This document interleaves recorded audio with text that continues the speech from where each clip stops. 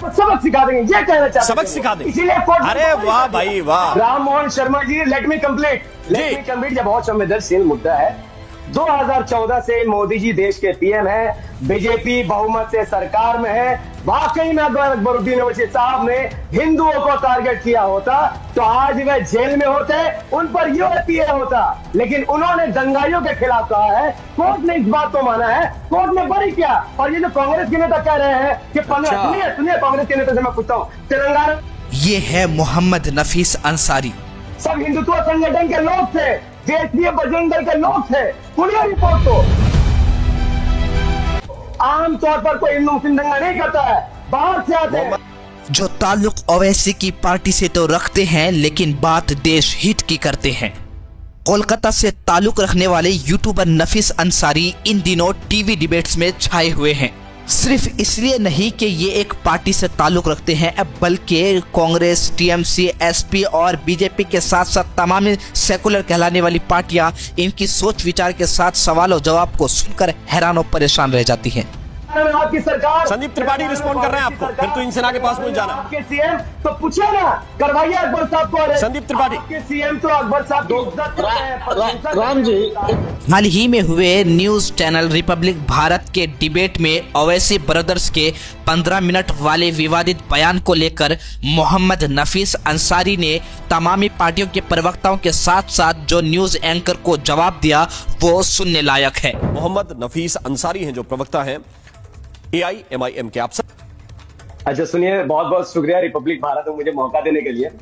ये जो समाजवादी पार्टी के प्रवक्ता है, मुझे हंसी आ रही थी इनकी बात के ऊपर कि नीतीश राणा जो मुसलमानों को पाकिस्तानी कह रहा है, मुंबई के मुसलमानों को कह रहा है मेयर नहीं बनने देगा। ठीक है, उसकी सोच है। ये जबान नीतीश राणे की नहीं काटेंगे, जबान किसी काटेंगे, ओवैसी साहब की। झटका नीतीश राणे को धमकी नहीं दे रहे, किसको धमका दे रहे? ओवैसी साहब की।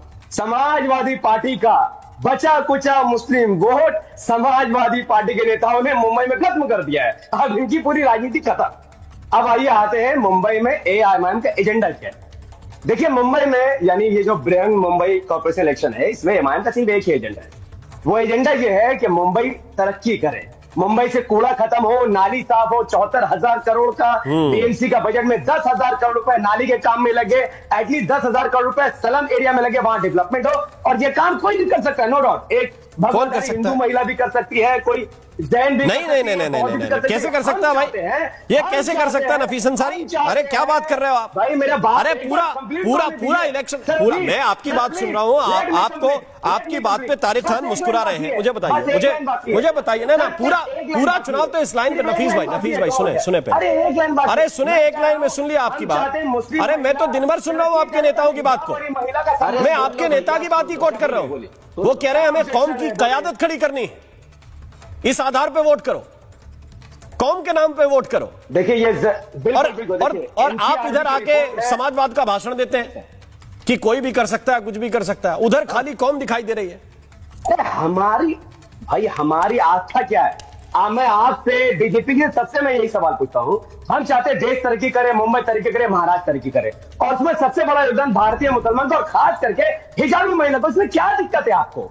भारत की छवि बेहतर होगी इसमें क्या दिक्कत होनी है किसी चीज को? अरे पार्टी बड़ा है कि देश बड़ा है? बीजेपी के लिए बीजेपी बड़ा होगा, मेरे लिए देश बड़ा है, AIMIM से भी बड़ा देश है। पर हम चाहते हैं कि हिजाबी महिला अगर पीएम या मेयर बनेगी, देश में डेमोक्रेसी, भारत के डेमोक्रेसी और मजबूत होगी, और भारत की छवि बेहतर होगी। तारिक खान रिस्पॉन्ड कर रहे हैं आपको, इसके बाद में जाऊंगा तो इनसेना के पास। तारिक खान, अच्छा फिर एक छोटा सा जवाब दीजिए। फिर एक बात का, आपने बड़ी डेवलपमेंट की बात की, मेरा दिल खुश हो गया कि ओवैसी साहब की पार्टी डेवलपमेंट की बात कर रही है, बड़ा ही अच्छा लगा। लेकिन फिर आप वहां जाकर हिजाब खींचा गया, संभल की बात, और बुरखे वाली को पीएम बनाना चाहिए, ये सब क्यों कर रहे हैं? आप कहिए कि हम नाली आपको अच्छी देंगे, रोड अच्छी देंगे, BMC में काम अच्छा करेंगे। ये सब तो कई मंचों से सुनाई नहीं दे रहा है। तो जो आप यहां बैठकर कह रहे हैं और जो ओवैसी ब्रदर्स कह रहे हैं, दोनों में बड़ा मिसमैच है। अब इसका जवाब क्या देंगे? देखिए समाजवादी पार्टी के प्रवक्ता जी, मुझे हंसी आ रही है आपके बात के ऊपर। आप समाजवादी पार्टी के नेता है, आप समाजवादी मंच के सामने बैठते हैं, तो आप क्या मालूम इमाम वाले क्या बोल रहे हैं? हमारी बात दोनों तरीके की है। एक तरफ हम डेवलपमेंट की बात करते हैं और जहां हमें आहत हो रही है, जहां हमें तकलीफ हो रही है, हम वहां की भी बात कर रहे हैं। अब आपको संबल मस्जिद से लेने देने नहीं, आप नहीं बात कर रहे, आपको बोरका से लेने देने, आप नहीं बात करिए, आपकी प्रॉब्लम है, आप जाने, आपकी राजनीति जाने। हमें डेवलपमेंट भी चाहिए, मुस्लिम लीडरशिप भी चाहिए और भारत को मजबूत भी बनाना है। That's it. हमारा एजेंडा पूरा खुला हुआ है, जिसको अच्छा लगे, नहीं लगे हमारी ड्यूटी पर। ये क्लियर है भाई, ये क्लियर है। ये जो द्वंद आप देख रहे हैं ना, इस द्वंद के पीछे की एक बड़ी तगड़ी राजनीति है। राम जी एक बात और कहेंगे, 14 के बाद तो इनका अभिनय हुआ, भारतीय जनता पार्टी हिंदू का खिलाफ नफीस अंसारी क्यों डराते हो भाई 15 मिनट पे हिंदुओं को? अभी भी आपके नेता नफीस अंसारी, अभी भी आपके नेता ये बता रहे हैं कि भाई 15 मिनट टाइम हो गया, 15 मिनट टाइम हो गया, फिर आके बता रहे हैं 15 तारीख को वोटिंग है, 15 तारीख को वोटिंग है। क्यों डराते हो देश के हिंदुओं को भाई? ये क्या स्टाइल ऑफ पॉलिटिक्स है? देखिए, अकबरुद्दीन ओवैसी साहब ने महाराष्ट्र विधानसभा इलेक्शन जब चल रहा था, तब उन्होंने कहा 15 मिनट के लिए पुलिस हटा दो, तुम 100 करोड़ है ना, हम 25 करोड़ है ना, पुलिस हटा दो, बता दें किसमें कितना दम। तो साफ जाहिर है उन्होंने सही बात कहा था, क्योंकि गुजरात भी दंगा हुआ, पुलिस गायब, मुजफ्फरनगर दंगा हुआ, पुलिस गायब। क्या सही कहा था? पुलिस गायब। क्या सही कहा था? क्या बता दोगे? अब क्या बता दोगे? एक मिनट रुक जाओ नफीस अंसारी, क्या बोल रहे हो? क्या फिर से बोलो जरा नफीस अंसारी, क्या बता दोगे? नहीं, क्या बता दोगे 15 मिनट में? अरे मैं बता रहा हूँ, मेरी बात तो सुनिए। अरे मेरी बात भी सुनिए ना, क्या बता दोगे 15 मिनट में? बीच से पुलिस को हटा दो, बीच से पुलिस को हटा दो, 100 करोड़ हिंदू 25 करोड़ मुसलमान मिलकर दंगाई को सबक सिखा देंगे, ये कहना चाहते हैं। सबक सिखा देंगे? इसीलिए अरे वाह भाई वाह, क्या बात है, दंगाई को सबक सिखा देंगे? आप लोगों को समझ, दंगाई को सबक सिखा देंगे? यस। ये कहां बोले दंगाई को सबक सिखा देंगे? चाहते हैं सब हिंदुत्व संगठन के लोग थे, देशीय बजरंग दल के लोग थे। पुलिस रिपोर्ट को आमतौर पर कोई हिंदू मुस्लिम दंगा नहीं करता है, बाहर से आते हैं। मोहम्मद नफीस अंसारी, मोहम्मद नफीस अंसारी, मोहम्मद नफीस अंसारी, इस देश में सबसे ज्यादा अगर कोई नफरत की पॉलिटिक्स करता है तो वो ओवैसी ब्रदर्स है, वो आपकी पार्टी के लोग, और वही भाषण देते हैं, वही भाषण खड़े होकर ये देते हैं नफीस अंसारी, ये 15 मिनट के लिए पुलिस हटा लो, और अभी बोल रहे हैं 15 तारीख को खटाखट पतंग पे जाके वोट डालो। हाँ, ये 15 क्यों जोड़ के रखा है साथ में? ये 15 इसलिए जोड़कर रखना है आपको क्योंकि आपकी राजनीति में नफरत है। आप हिंदुओं को मारकाट करना चाहते हैं, और फिर कोई रिस्पॉन्ड करता है तो कह देते हैं मुसलमान खतरे में है। सुनिए, फिर ये भी भाषण आपका है कि मुसलमान खतरे में है। Ram Mohan Sharma ji, let me complete, ये बहुत संवेदनशील मुद्दा है। 2014 से मोदी जी देश के पीएम है, बीजेपी बहुमत से सरकार में है। वाकई में अगर अकबरुद्दीन ओवैसी साहब ने हिंदुओं को टारगेट किया होता तो आज वे जेल में होते, उन पर यूएपीए होता, लेकिन उन्होंने दंगाइयों के खिलाफ कहा है। कोर्ट ने इस बात को माना है, कोर्ट ने बरी किया। और ये जो कांग्रेस के नेता कह रहे हैं कि सुनिए कांग्रेस के नेता से मैं पूछता हूँ, तेलंगाना में आपकी सरकार, संदीप त्रिपाठी रिस्पॉन्ड कर रहे हैं आपको, फिर तो इन सेना के पास मुझे जाना। आपके सीएम तो पूछे ना, करवाइए अकबर साहब को। संदीप त्रिपाठी आपके सीएम तो अकबर साहब की इज्जत करते हैं। राम जी एक बात और मुझे ऐड करनी थी। अकबर साहब बेस्ट। शांत कराइए सर इनको, कट्टरपंथी लोग को। सर एक बात और ये कहनी थी कि तुहिन सिन्हा जी तो वो पार्टी है, आज ये चुनाव की बात हो रही है, इनकी ये बनेंगे, वो कह रहे हैं बुर्का पुली बनेंगी, वो कह रहे हैं जो है मराठी बनेगा। तो महाराष्ट्र में बन चुके हैं, जब मराठी लोगों को मारा जाता है तो ये बीजेपी और शिंदे की सरकार क्या करती है? और ये हमसे मेयर बनाने की कह रहे हैं। हाँ, शुरुआत मुंबई से होगी, पहले मुंबई का मेयर मुस्लिम महिला बनेगी, हिजाबी महिला, वो मुंबई का विकास है। कहां से आते हैं? हैदराबाद कहां से आते हैं? ये बात बताइए नफीस अंसारी, आपको पता है कि आप क्या बोल रहे हैं? आपको पता है आप क्या बोल रहे हैं? बिल्कुल सही। आपको पता है कि आप क्या बोल रहे हैं? अभी कोई जी आप बताइए।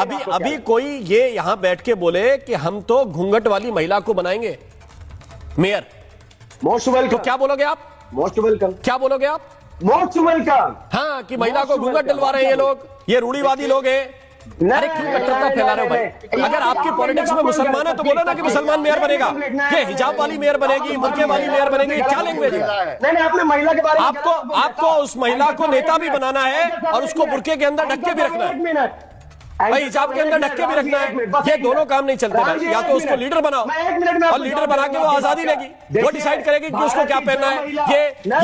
ये ओवैसी ब्रदर्स डिसाइड करेंगे कि महिला को क्या पहनना है क्या नहीं पहनना है। घूंघट करने वाली महिला भी आजाद है, सीट दिया वो तो बोलिए। आप महिला का अपमान कर रहे हैं। अरे हम किसी का अपमान नहीं कर रहे भाई, अपमान करते हो आप। वो अपना मर्जी से हिजाब पहनती है। सारी मुस्लिम महिलाएं क्यों हिजाब पहने, सारी मुस्लिम महिलाएं क्यों बुर्के में रहे, नहीं बोल सकते। ये आप अपमान कर रहे हो।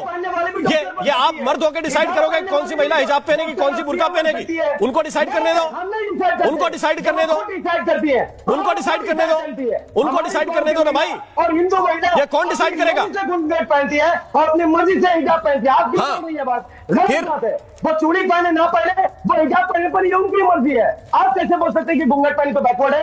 अरे भाई हमको मालूम है कि शरिया में क्या होता है। जो भी थी, अरे हमको मालूम है कि शरिया में क्या होता है। वो ईरान में जो सिगरेट से जला रहे हैं खामनेई को, वो क्यों जला रहे हैं? वो इसलिए जला रही है, वो महिलाएं हैं, इस्लाम को मानने वाली महिलाएं हैं, क्योंकि उन पर बुर्का हिजाब थोप दिया गया। इसलिए मुझे मालूम है कि आप क्या कह रहे हैं, ये आपकी सोच है। आज ही आपके नेता कह रहे थे कि हम नहीं छोड़ने वाले ये सोच।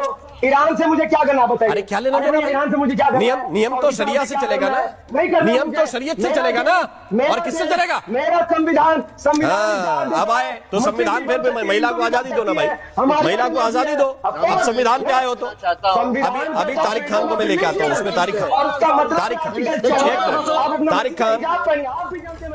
खान एक सेकंड, तारिक खान को बोलने दीजिए। अरे हमारे हमारा कमाल तो ये है ना तारिक खान, कमाल तो ये है तारिक खान के बोलने में बड़ा अच्छा लगता है।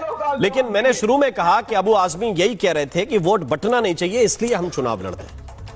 वो वोट क्यों नहीं बंटना चाहिए भाई? अच्छा, तो हिंदू का वोट बटे तो बंटना चाहिए, मुस्लिम का वोट नहीं बंटना चाहिए। ये स्टाइल ऑफ पॉलिटिक्स